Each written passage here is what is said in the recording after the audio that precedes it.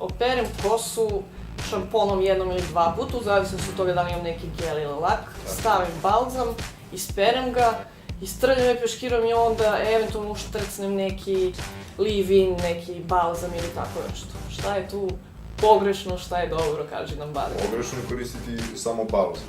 Trebalo bi da se koristi neka maska, to jest nešto što će hidrirati i hraniti kosu. To ne mora da se stavlja u korenu, naravno, maska se uvijek može da se stavlja od repa na dole, kad se uhvati kosu repa na dole ne bi mastio koren. Korištenje šampona je ok, jedan ili dva u zavisnosti od toga koliko je kosa prljava i koliko treba da se očisti.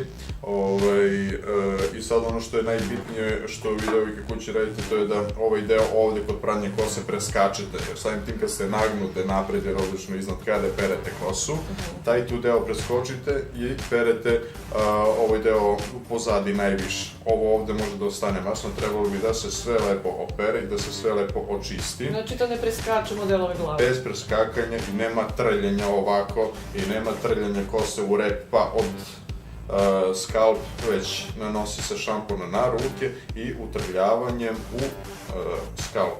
Znači prstima, jagodicama da se sav skalp lepo opere. Sad ću vam pokazati kako se to i radi praktično.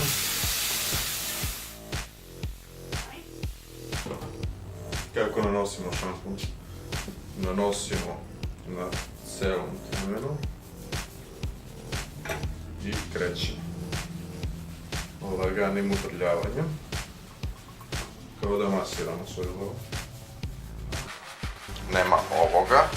Nema ovoga, to sve iritira, šupa kod frizera, jel te, i ono što bi vi eventualno radili kući je ovo. Jest. Bez toga.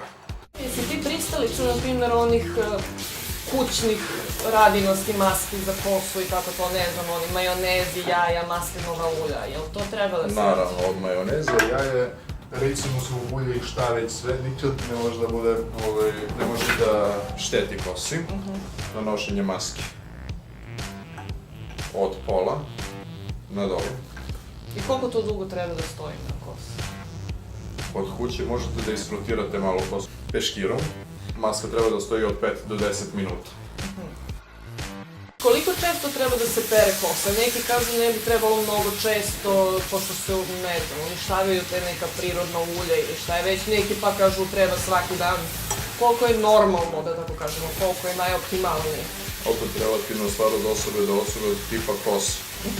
Neko ko ima tanku kosu i kome je kosa čak i kad se insinuira slepljena, on ima potrebu da pere kosu češće, jer ta dlaka jednostavno nije odvojena od temena i masti se. I oni bi trebali da peru kosu na 2 dana. Preterano je prati kosu svakog dana, trebalo bi da se izbjegava da se pere kosa svakog dana.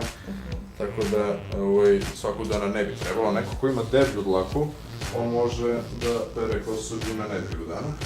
Tako da kažemo, to je relativno stvar, svakodnevno pranje kose ne preporučuje.